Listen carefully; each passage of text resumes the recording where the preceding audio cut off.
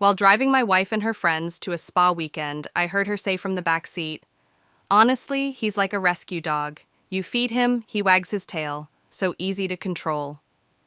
The car went quiet except for their laughter. When we got there, she didn't even say thank you, just slammed the door and said, "Don't forget to wash the sheets before I get back." This past weekend flipped my world upside down. It started innocently enough. My wife, Skylar, had been planning a spa weekend getaway with her friends for months. We've been married 8 years, both in our mid-30s. Things weren't perfect, sure, but I thought they were solid, comfortable, familiar. I had no reason to question any of it, until Friday morning. Like usual, I was up before sunrise, made coffee, and quietly scrolled on my phone, while Skylar slept in upstairs. We've had separate morning routines for a while now. She says my early schedule disturbs her sleep, so we compromise. No shared alarm clocks, just silence and avoidance. It worked. Or I thought it did. Around 8, she was upstairs playing music loud enough to shake the floor, packing her bags and singing along. That trip was a big deal for her. Fancy resort, girls-only weekend, total indulgence. She deserved it. We all do, honestly. She came downstairs, dragging her designer overnight bag, the one I gave her last Christmas that cost more than my monthly truck payment. Then came the request. Could I drive her and her friends up to the resort?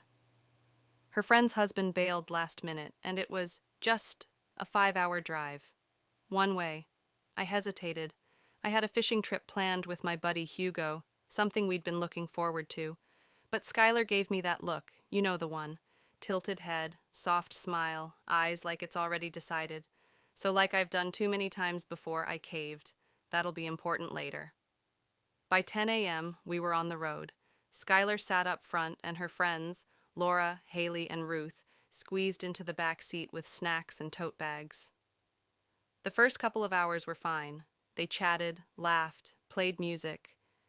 I kept my focus on the road, staying out of their conversations. But somewhere around hour 3, the tone shifted. They'd cracked open some pre-mixed margaritas, not enough to be slurring, but enough to get loose. That's when I heard it. They were talking about their partners, complaints, quirks, whatever. Then Skylar piped up. "Honestly, he's like a rescue dog," she said. "You feed him, he wags his tail. So easy to control." Dead silence, then laughter. All of them, like it was the funniest thing they'd ever heard. I gripped the steering wheel so tight I thought it might crack. My jaw clenched, my ears burned, but I said nothing. I just kept driving, pretending like I didn't hear. But I heard. Every word. They changed the subject quickly, but it was too late. The damage was done. The phrase "rescue dog" echoed over and over in my mind.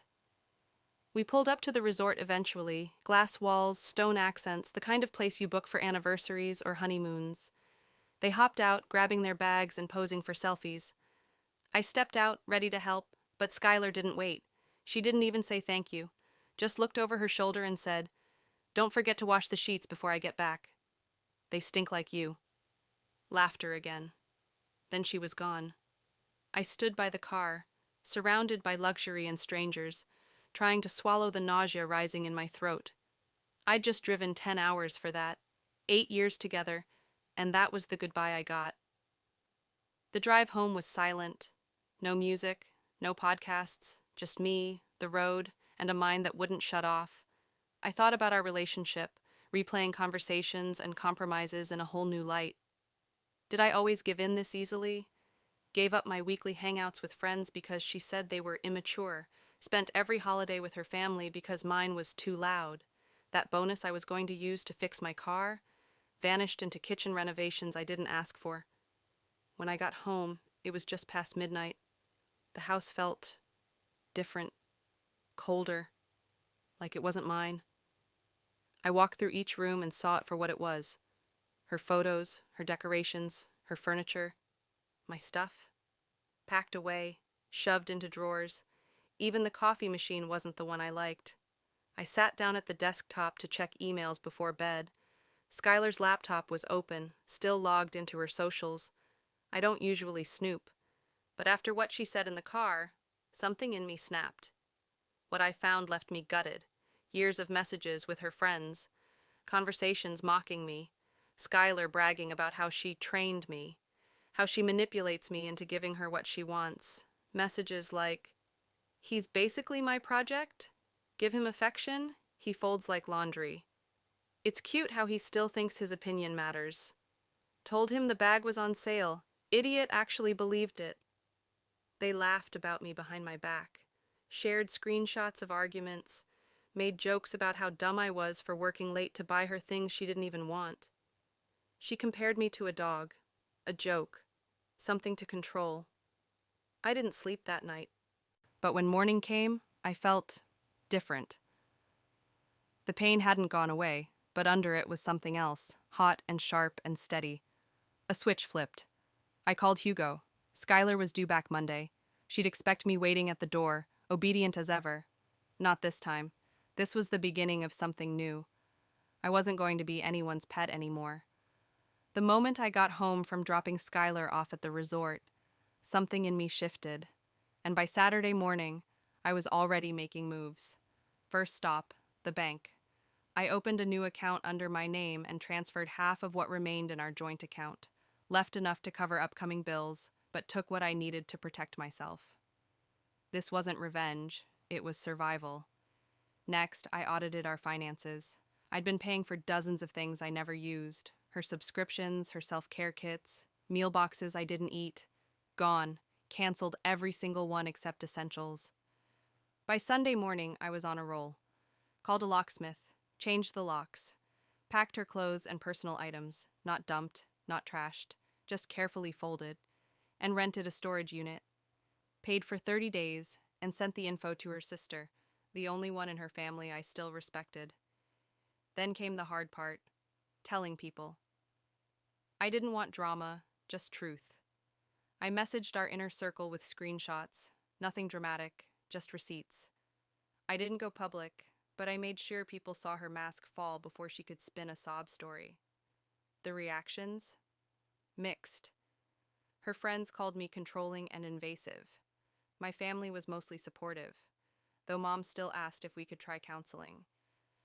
But you don't fix things with someone who sees you as a trained pet. The biggest surprise? Skylar's brother. Called me Sunday night, said he'd suspected for years that she manipulates people, apologized for staying silent. That meant more than he knows. Meanwhile, Skylar's texts kept coming, casual at first, then confused, then panicked. I didn't reply. Monday morning, I took the day off and started reclaiming our space, moved the furniture the way I liked it, tossed the live, laugh, love junk she adored, ordered a new mattress, the one I'd wanted for years but avoided because she said mine hurt her back. I changed the Wi-Fi password, removed her from the phone plan, unlinked every shared account. I even dug through our photos and pulled out the ones where I genuinely looked happy, not the ones she posed me into. It felt like stepping into my own skin for the first time in years. Around 4 p.m., my doorbell cam went off. There she was, confused, trying to unlock a door that no longer welcomed her. She knocked, called, left voicemails, each one a little more frantic. The last said she was going to Laura's and would give me space. Tuesday morning, lawyer, divorce in motion. It's going to be messy, property, investments, 8 years of shared life. But I'm ready. A few hours later, Skylar showed up at my office, full meltdown mode. Mascara running, crowd staring. She asked what she'd done wrong, if there was someone else, why I locked her out. I just said, "I'm not your rescue dog anymore." She knew exactly what I meant. She tried spinning it, called it a joke, said I invaded her privacy. I just walked away. Her friends blew up my phone next, calling me childish.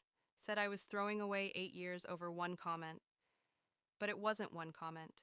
It was 8 years of control, lies, and slow erasure of who I was. That night, Skylar came over to talk. Tried to bring her dad. Nope. Came alone instead, dressed nice, wearing the perfume she only wore when she wanted something. Manipulation mode. I let her in. She smiled like nothing had changed, offered wine, complimented the furniture, like she still lived here. Then she saw the dining table, laid out like evidence at a trial, Bank records, credit card bills, screenshots. She cried, said I was overreacting, blamed the messages on context. Then I asked about the $20,000 she'd quietly moved.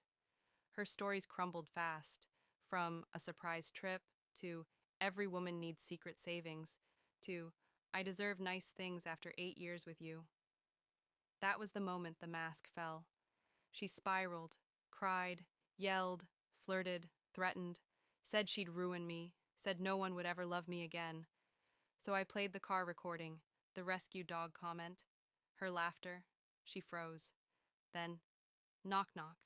Laura showed up. Unexpected.